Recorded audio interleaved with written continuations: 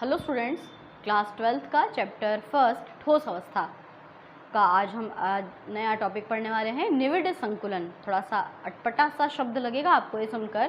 क्या है ये टॉपिक? ठोसों में निविड संकुलन।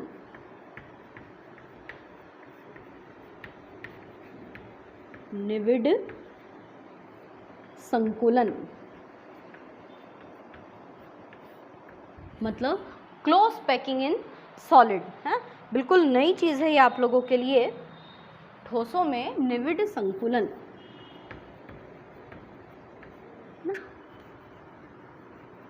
Close packing in solid.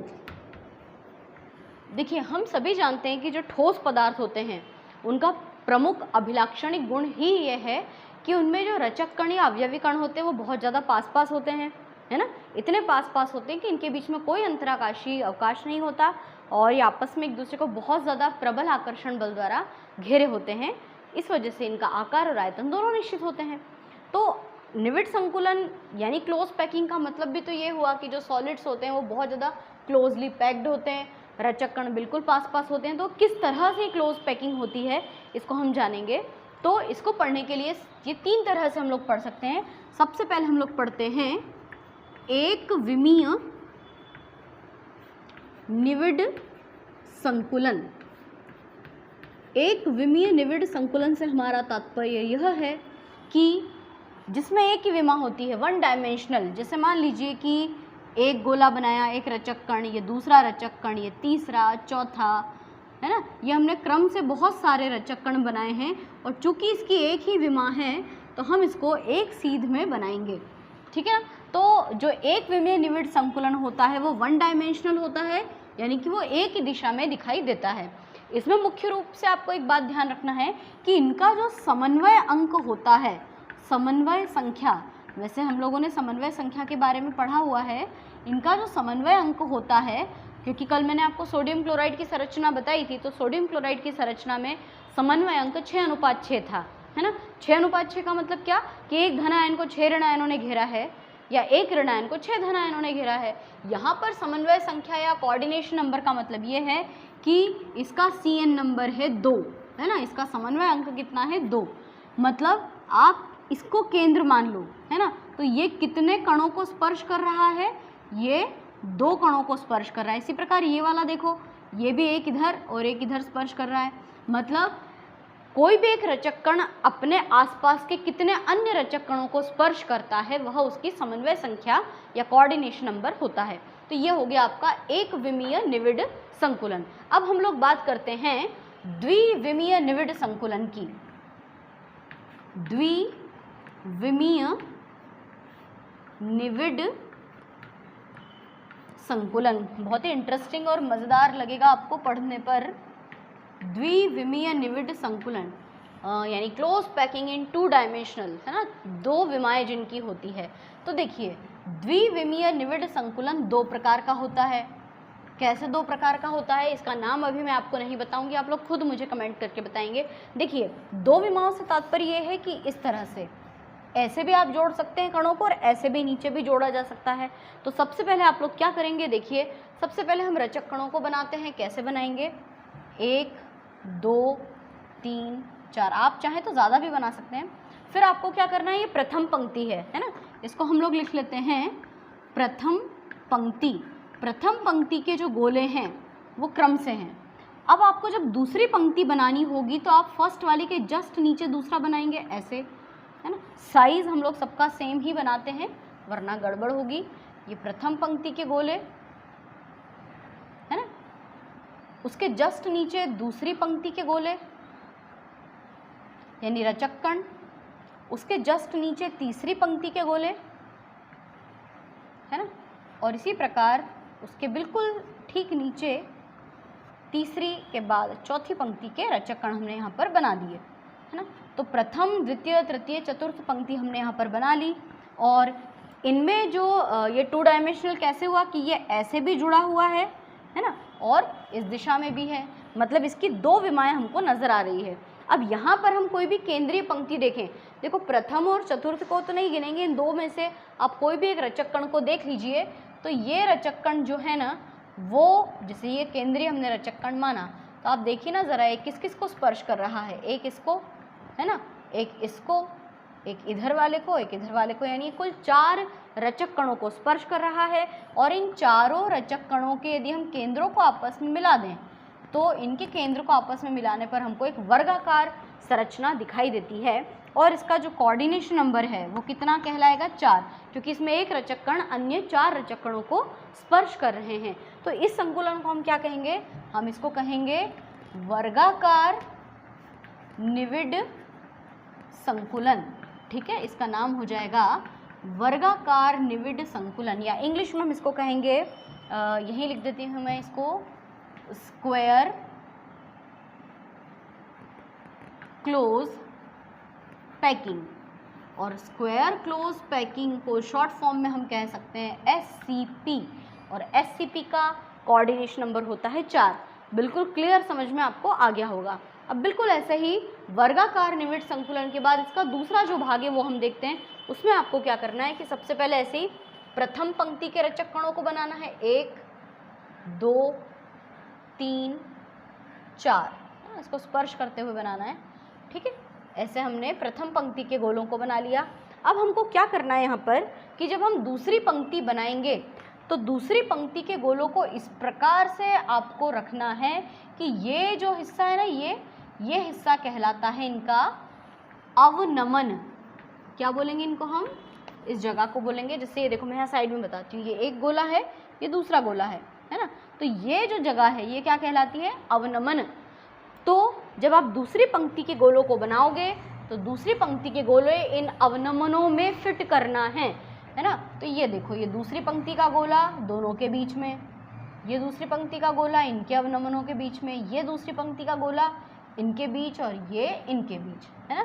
ये आपकी प्रथम पंक्ति, ये दूसरी पंक्ति, तीसरी पंक्ति कैसे बनाओगे, इनके अवनमनों के बीच में आप अगला गोला बनाइए ऐसे, है ना, और उसको स्पर्श करते हुए ऐसे, इस प्रकार से हम इनको बनाते जाएंगे, है ना। स्पर्श करते हुए बनाना बहुत ज़्यादा ज़रूरी है ना। दोबारा से बना के बताती हूँ मैं आपको कि सबसे पहले प्रथम पंक्ति के गोले हम बना लेते हैं बहुत अच्छे से, प्रथम पंक्ति के गोले बन गए। अब इनके अवनमनों में हम दूसरी पंक्ति के गोलों को बना लेते हैं ऐसे, है ना, और फिर ये तीसरी पंक्ति के गोले, ये इसको हम इस तरह से, चाहें तो आगे भी बढ़ा सकते हैं ऐसे, इसको भी हम आगे बढ़ा सकते हैं इस प्रकार से। तो कहने का अर्थ ये है कि जो अवनमन होते हैं केवल उनके बीच में ही इन गोलों को आना चाहिए। ठीक है, अब हमको मुख्य रूप से देखना ये है कि इन अवनमनों के बीच में जब हमने ये बनाए हैं प्रथम द्वितीय तृतीय चतुर्थ पंक्ति के जब ये गोले, तो इनमें जो केंद्रीय वाला गोला है, देखो प्रथम और चतुर्थ को तो छोड़ दो, इनमें से हम कोई भी एक चुन सकते हैं। तो मान लीजिए मैंने इसको चुना, ये हमारा केंद्रीय है। अब इस केंद्रीय गोले को अन्य और कितने रचक कण स्पर्श कर रहे हैं, 1 2 3 4 5 और 6, है ना। मतलब 1 2 3 4 5 और 6, उसमें एक गोले को अन्य कितने रचक कण स्पर्श कर रहे थे, कुल 4, इसलिए उसका कोऑर्डिनेशन नंबर 4 था। यहाँ पर एक गोले को कुल कितने स्पर्श कर रहे हैं, 6, इसलिए इसका कोऑर्डिनेशन नंबर क्या होगा, 6। और जब हम इन सबके केंद्र बिंदुओं को मिला देते हैं तो हमको कैसी आकृति नज़र आती है, षटकोण के समान। इसलिए इस संकुलन का नाम है षटकोणीय निविड संकुलन। हम इसको कहेंगे षटकोणीय निविड संकुलन, और इस षटकोणीय निविड संकुलन को इंग्लिश में कहेंगे हम hexagonal close packing. Hexagonal close packing का मतलब HCP, है ना, हेक्सागोनल क्लोज पैकिंग और स्क्वायर क्लोज पैकिंग। अच्छा, एक बात और इसमें बतानी है कि देखो ये प्रथम पंक्ति के गोले जो हैं, इनको यदि हम A नाम दें तो दूसरी पंक्ति के गोले भी ठीक इसके नीचे हैं, इसको भी हम A नाम देंगे। तीसरी पंक्ति भी ठीक इसके नीचे है और चतुर्थ पंक्ति भी ठीक इसके नीचे है, इसलिए इसका जो प्रकार होगा वो किस प्रकार की व्यवस्था है, इसमें ए प्रकार की व्यवस्था होगी। जबकि HCP में देखिए ये प्रथम पंक्ति के गोले हैं, ये ए प्रकार के हैं। क्या द्वितीय पंक्ति का गोले का केंद्र, देखो इसका केंद्र इसके ठीक नीचे आ रहा है ना, इसका केंद्र इसके ठीक नीचे आ रहा है और इसका केंद्र ठीक इसके नीचे आ रहा है। क्या प्रथम पंक्ति का केंद्र बिल्कुल इसके नीचे है? नहीं, ये प्रथम पंक्ति का केंद्र है, द्वितीय पंक्ति का केंद्र, ये दोनों आपस में मैच कर रहे हैं। और दूसरी पंक्ति का केंद्र बिंदु और चतुर्थ पंक्ति का केंद्र बिंदु ये आपस में मैच कर रहे हैं, इसलिए प्रथम पंक्ति को A और दूसरी पंक्ति को B नाम देंगे। फिर तीसरी पंक्ति बिल्कुल प्रथम के जैसी है तो इसको फिर A नाम दिया, और चौथी वाली पंक्ति दूसरी वाली के जैसी है इसलिए इसको हमने B नाम दिया। तो इसकी व्यवस्था किस प्रकार की होगी? ए बी प्रकार की व्यवस्था इसमें देखने को मिलती है। तो ये हमारे निविड़ संकुलन हुए, एक विमीय निविड़ संकुलन और द्विविमीय निविड़ संकुलन।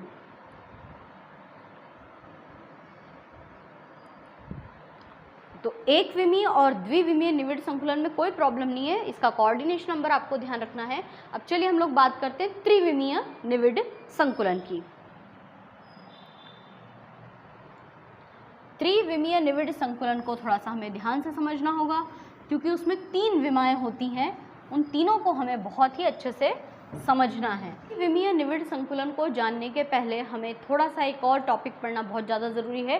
रिक्ति के बारे में हमें जानना बहुत ज़्यादा आवश्यक है, क्योंकि जब तक हमें रिक्ति के बारे में नहीं पता होगा हम इस संकुलन को नहीं पढ़ सकते। रिक्ति यानी कि वॉइड, है ना, क्या होता है इसका मतलब? तो देखिए, जैसे मान लीजिए कि ये एक गोला है, प्रथम पंक्ति का गोला है ना, और ये मैंने इस तरह से एक गोला रख दिया, ठीक है। अभी हमने HCP को ऐसे ही बनाया था, तो ये आपको त्रिकोण दिख रहा है, ये त्रिभुज दिख रहा है ना, ये वाली रिक्ति कहलाती है त्रिकोणीय रिक्ति। 3 भुजाएं जिसमें होती है त्रिकोणीय वॉइड या त्रिकोणीय रिक्ति, ठीक है। लेकिन रिक्ति मुख्य रूप से हमें 2 प्रकार की पढ़नी है। एक होती है चतुष्फलकीय रिक्ति, है ना, और एक होती है अष्टफलकीय रिक्ति। चतुष्फलकीय और अष्टफलकीय रिक्ति। चतुष्फलकीय 4 रचक कणों से मिलकर बनती है। देखो कैसे, ये एक गोला है ना, ये दूसरा, ये तीसरा और चौथा हमने इसके ऊपर रख दिया, है ना। आप इसको इमेजिन करो कि 3 गोले आपस में रखें, आप 3 बॉल से बना सकते हो। 3 बॉल्स ली, 1 2 3 और उसके ऊपर एक और रख दी, है ना। तो ये जो रिक्ति बनी, इस रिक्ति का नाम है चतुष्फलकीय। अच्छा, इसमें 3 बॉल के ऊपर हमने एक और बॉल रखी हुई है, हम इसका उल्टा भी बना सकते हैं। मान लो ये एक बॉल है और इसके ऊपर हम 2 बॉल ऐसे रख देते हैं और एक बॉल ऐसे रख देते हैं, तब भी ये चतुष्फलकीय रिक्ति ही कहलाएगी। बात समझ में आ रही है? इसमें 3 बॉल पहले से और एक ऊपर से रखा गया है, और इसमें क्या करा, एक हमने पहले रखा और उसके ऊपर 3 कण रखे, तो ये चतुष्फलकीय रिक्ति देखने को मिलेगी आपको अभी त्रिविमीय निविड़ संकुलन में। जबकि अष्टफलकीय रिक्ति जो होती है वो कैसे बनती है, देखिए। अष्टफलकीय रिक्ति के लिए वापस हमको वही डायग्राम बनाना है। देखो, एक रचक कण, ये दूसरा, ये तीसरा, है ना। अब इसका अपोजिट बनाते हैं अपन। अपोजिट कैसे? यहाँ पे 2 हैं तो एक यहाँ बना लो, एक, है ना, और यहाँ पर ये एक और एक ये यहाँ पर, तो ये आपकी बन गई अष्टफलकीय रिक्ति। अष्टफलकीय रिक्ति 6 रचक कणों से मिलकर बनती है, जबकि चतुष्फलकीय रिक्ति 4 रचक कणों से मिलकर बनती है।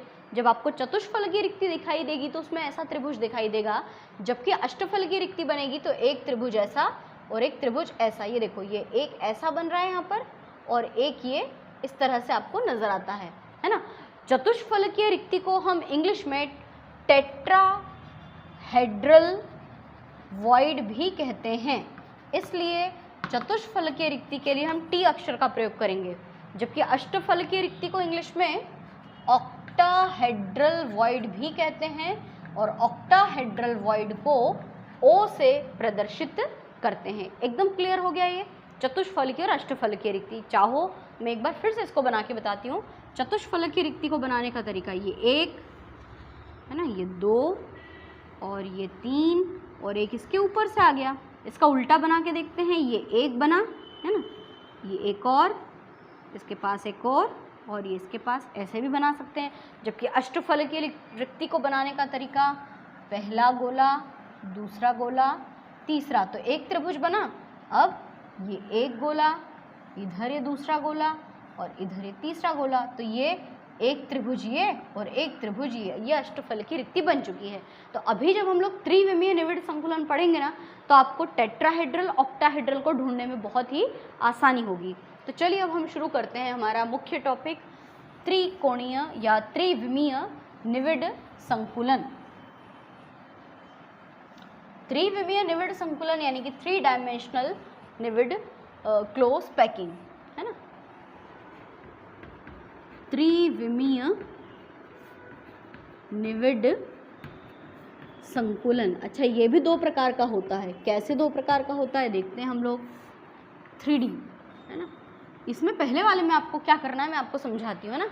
सबसे पहले तो 1 2 3 4 ये प्रथम पंक्ति बनाई, उसके नीचे हमने द्वितीय पंक्ति बनाई, उसके नीचे हमने तृतीय पंक्ति बनाई और उसके नीचे हमने चतुर्थ पंक्ति बनाई, है ना। कितनी पंक्तियाँ हो गई है? 1 2 3 4 और चारों पंक्तियाँ एक जैसी है, ठीक है। लेकिन अब ये एक पूरी परत बन चुकी है, इस परत के ऊपर आपको एक और परत चढ़ानी है। कैसे? जैसे मान लीजिए कि आप अभी एक फर्श पे बैठे हैं और उस पर कुछ चादर बिछी हुई है, उस चादर के ऊपर आपको एक और चादर बिछानी है। जब आप एक और परत इसके ऊपर बिछाओगे, दूसरी परत, तो ये दूसरी परत को मैं थोड़ा सा अलग से हाईलाइट करके बताती हूँ। ये इस तरह से आपको उसमें अटैच करना है ना, ऐसे। ये दूसरी पंक्ति को हमें इसमें, दूसरी परत की पंक्तियों को इस प्रकार से आपको लिखना है। अलग अलग कलर के पेन से हम इसको थोड़ा सा हाईलाइट करेंगे। अब आप सोच रहे होंगे कि यार ये कम समझ में आया, तो यदि हम केवल इतने का अध्ययन करें तो आपको कुछ याद आ रहा है? हमने एससीसी के बारे में पढ़ा था, सिंपल क्यूबिक सेल, याद करो। सिंपल क्यूबिक सेल में हमने ऐसे रचक कणों के केंद्रों को आपस में मिलाया था, है ना। जैसे ये रचक कणों के केंद्र थे और इसके पीछे और रचक कण थे, इस प्रकार से, है ना।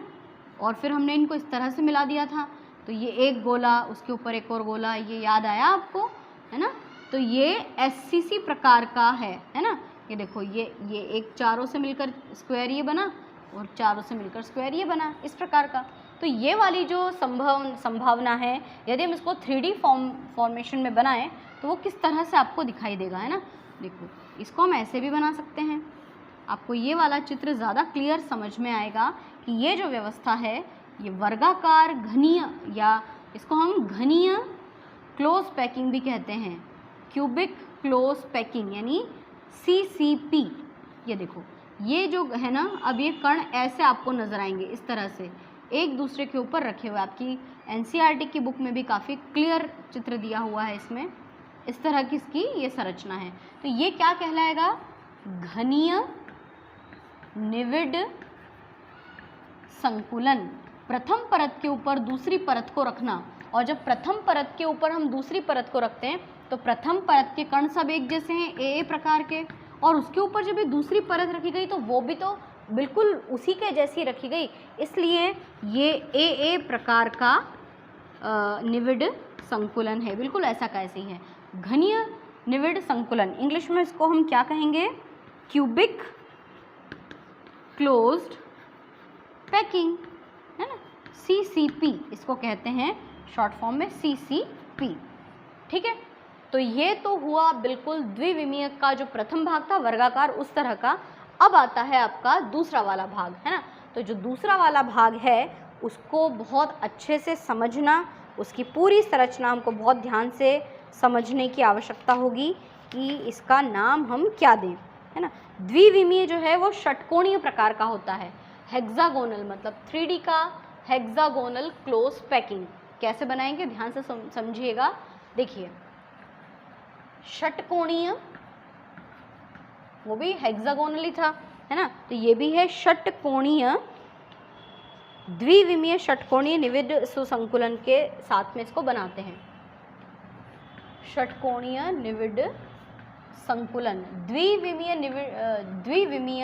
षटकोणीय निविड़ संकुलन की मदद से त्रिविमीय षटकोणीय निविड़ संकुलन बना रहे हैं। शब्दों पे ध्यान दीजिए, कैसे बनाएंगे। देखो, सबसे पहले तो 1 2 3 ऐसे प्रथम परत बना लो आप, प्रथम पंक्ति बना ली मैंने। अब प्रथम पंक्ति के अवनमनों में आप दूसरी पंक्ति रखो, 1 2 3 4, 5, क्या करा मैंने, प्रथम पंक्ति के अवनमनों में दूसरी पंक्तियों को रखा, है ना।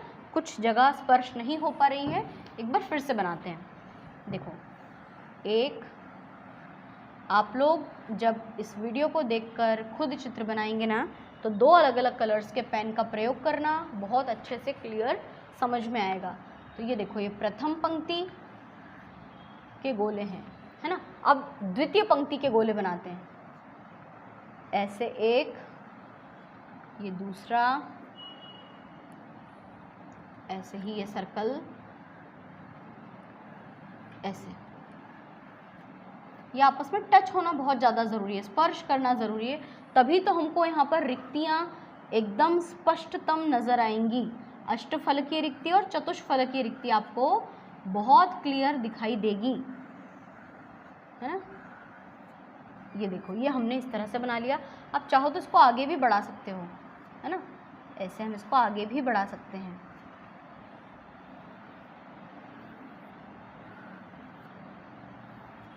तो ये अभी हमने क्या बनाया, प्रथम परत की पहली, दूसरी, तीसरी, चौथी पंक्ति।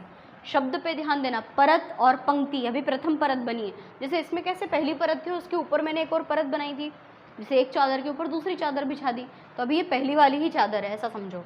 अब हम इसके ऊपर दूसरी परत डालते हैं, पहली परत के ऊपर दूसरी परत। तो दूसरी परत में इन तीनों के ऊपर ये देखो, ये तो ये चतुष्फलकीय रिक्ति दिख रही है आपको, ये आपको टी दिख रहा है ना। अभी मैंने समझाया था, चतुष्फलकीय रिक्ति बना के समझाई थी कि ये 2 गोले ऐसे रहेंगे, तीसरा ऐसा रहेगा और एक इसके ऊपर से आ जाएगा, तो टेट्राहेड्रल वॉइड बन जाएगी। तो ये देखो, ये रहा आपका टी, ये टेट्राहेड्रल वॉइड है। एक और बनाते हैं, तो यहाँ पर भी देखो, ये भी बन गया टी, यानी कि चतुष्फलकीय रिक्ति आपको दिख गई। एक ये देखिए, यहाँ पर भी आपको चतुष्फलकीय रिक्ति दिखेगी। इस प्रकार से आपको ये सारी चतुष्फलकीय रिक्तियाँ नज़र आ रही है ना। अब दूसरी परत की प्रथम पंक्ति के ठीक अवनमनों के नीचे अगली पंक्ति बनाते हैं। ये मैंने एक और बना दिया। तो अब देखो ज़रा ध्यान से, यहाँ पे अष्टफलकीय पंक्ति बन गई ना, विशेष तौर पे ध्यान दो, ये ऐसा बना है चित्र, 1, 2, 3, है ना। और फिर ये 1, 2, 3, देखो आपको 3 त्रिभुज दिख रहे हैं, मुझे तो बहुत क्लियर दिख रहा है। ये 1 और ये 2, तो ये ओ बन गया आपका। आप अलग कलर के पेन से बनाओगे ना, बहुत अच्छा दिखेगा। ये एक और ओ बन चुका है आपका, है ना। ये ओ, एक आपका यहाँ पे ओ बन गया, ठीक है। और ये वाली हो गई आपकी वापस टेट्राहेड्रल वॉइड, ये टेट्राहेड्रल बन गई है ना। एक यहाँ पे बना लेते हैं, ये भी टेट्राहेड्रल वॉइड है। फिर ये आपकी ऑक्टाहेड्रल बन गई, ये एक ऑक्टाहेड्रल बन चुकी है। तो इस तरह से हमको टेट्राहेड्रल और ऑक्टाहेड्रल को ढूंढना है। ये ऑक्टाहेड्रल, ये ऑक्टाहेड्रल, ठीक है। यहाँ पे एक और बनाओगे, ये टेट्राहेड्रल, यहाँ पे ये ऑक्टाहेड्रल बन जाती है। ये देखो, ये इस तरह से बनेगी, है ना। ये ऑक्टाहेड्रल, ये ऑक्टाहेड्रल। तो जो त्रिविमीय निविड संकुलन है उसके 2 भाग हैं, घनीय निविड संकुलन SCP और षटकोणीय निविड संकुलन मतलब कि HCP, है ना। इसको भी हम लोग HCP का नाम दे सकते हैं। और इसमें आपको टेट्राहेड्रल और ऑक्टाहेड्रल दोनों प्रकार की रिक्तियाँ देखने को मिलती हैं। तो बहुत ज़्यादा इस चित्र में टेंशन मत लेना, खुद बना कर देखिए। आपको इसमें 2 रिक्तियाँ दिखाई दे रही हैं, चतुष्फलकीय, अष्टफलकीय, है ना। चतुष्फलकीय रिक्तियों को T से, अष्टफलकीय रिक्तियों को O से प्रदर्शित करते हैं। तो ये त्रिविमीय निविड संकुलन था। इसके पहले हमने द्विविमीय और एक विमीय निविड संकुलन की बात की।